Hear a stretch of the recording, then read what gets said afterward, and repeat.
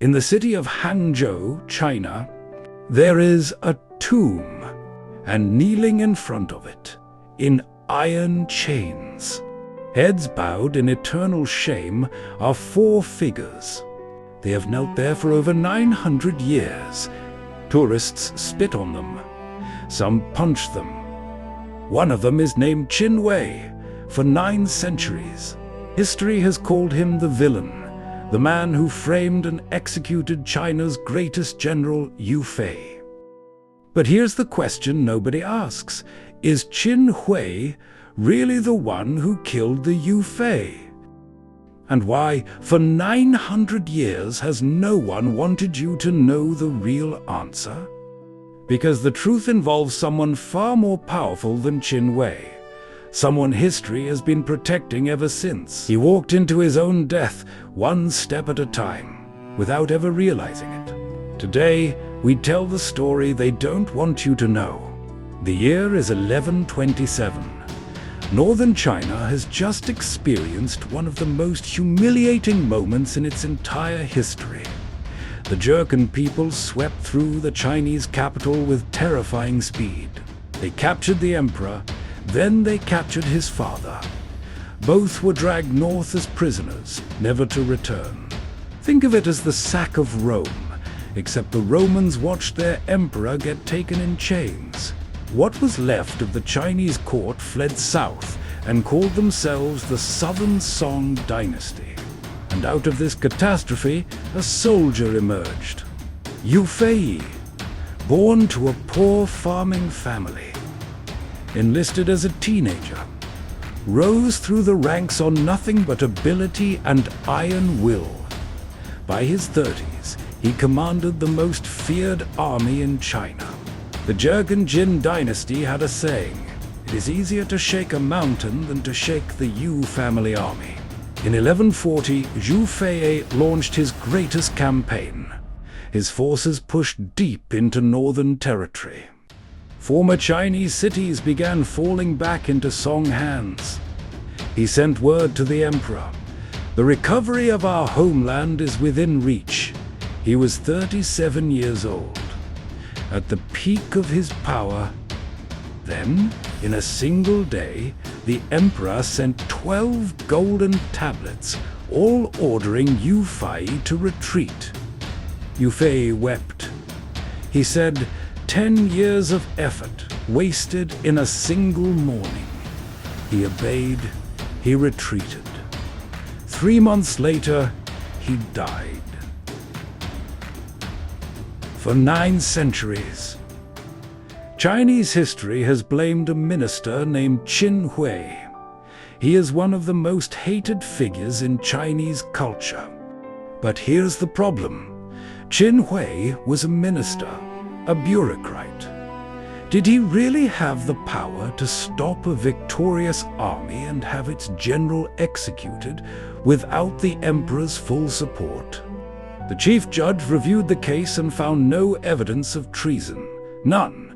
He went to Qin Hui and said, "Yue Fei is innocent." Qin Hui's response became one of the most chilling phrases in Chinese history. He said, "This is the emperor's intention." The hand holding the knife was Emperor Gaozong, the very man Yue Fei had spent his entire life fighting to protect. The answer begins with a mutiny. In 1129, Emperor Gaozong was fleeing south when 2 of his own military commanders suddenly turned against him. This event is known as the Miaoyu Mutiny. They forced him off his throne. For 26 days, he was a prisoner of his own generals. The psychological damage was permanent. The shock was so severe that Gaozong lost his ability to father children. His only son died of fright during the chaos. A man who was dethroned by his own generals, how could that man ever truly trust a general again? But there was something even more dangerous. Yue Fei once approached the emperor and suggested he quickly name an heir to the throne. Gaozong's face went cold. He said, You command armies in the field. This matter is not yours to involve yourself in. From that moment, Gaozong wanted Yue Fei gone. And there was one more reason, the deepest one. Yue Fei's rallying cry was to bring back the captured former emperors. But think about what that actually meant for Gaozong. If Yue Fei succeeded, Gaozong would no longer be emperor. His entire legitimacy depended on his father never coming home. The more Yue Fei he won, the more dangerous he became. But here is the uncomfortable question. Did Yue Fei bring this on himself? He twice abandoned his post, marching to a mountain retreat in protest. A general who controls the largest army in the country walking off the job. In any dynasty, in any era, that is not loyalty. That is a threat. He commanded an army so personally devoted to him, they were called the Yue family army, not the emperor's army. In 1141, Yue Fei was arrested on charges of treason. The evidence? There was none. The general Han Shizhong confronted Qin Hui directly. He demanded to see the proof. Qin Hui's answer became infamous across 9 centuries. He said, "Perhaps. It need not be confirmed, perhaps." The most dangerous word in Chinese history. Yue Fei was tortured. He refused to confess. In his prison cell, he scratched 8 characters into the wall. The sun and sky bear witness. The sun and sky bear witness. He knew who had ordered his death. On New Year's Eve, 1142, the order came. Yue Fei was 39 years old. He died in his cell. His son and a fellow general were executed the same day. 20 years later, Emperor Gaozong abdicated. The new emperor immediately rehabilitated Yue Fei, and Qin Hui became the villain of the story, forever. But why has no dynasty ever pointed the finger at Gaozong? Because every emperor who came after him understood something.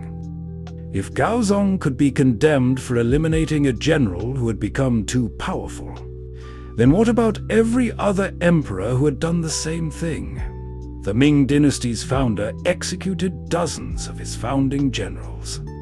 The Qing dynasty's Yongzheng emperor destroyed his most powerful commander the moment he was no longer needed. In every dynasty, in every century, there was always a Yue Fei, there was always a Qin Hui to hold the knife. And there was always an emperor standing behind him. This is not a Chinese phenomenon. The powerful have always known this trick. Let someone else hold the knife. Let someone else take the blame. Let someone else kneel for 900 years. King Henry II of England said 4 words, "Will no one rid me of this turbulent priest?" And his knights murdered Archbishop Thomas Becket. Henry never gave a direct order. He never had to. Qin Hui is still kneeling at that tomb in Hangzhou. Tourists still punch him. The iron is still worn smooth. But the man who gave the order, Emperor Gaozong, has no statue kneeling anywhere. He lived to 80. He died in his bed. History blamed the knife. It forgot the hand. What can Yue Fei teach us today? 3 lessons that are just as relevant now as they were 900 years ago. First, winning too much can be just as dangerous as losing. In any organization, the moment you become too powerful, too popular, too indispensable, you stop being an asset and start being a threat. Second, loyalty without political awareness isn't a virtue. It's a vulnerability. Before you give everything to someone, make sure you understand what they actually want, not what they say, what they do. Third, the person holding the knife is rarely the person who gave the order. In every organization, in every era, learn to read who is actually making the decisions. Find the hand behind the knife. That's where the real power is. Yue Fei spent his entire life serving an emperor he never truly understood. Don't make the same mistake. If this is the kind of history that makes you think differently, subscribe, and I'll see you next time.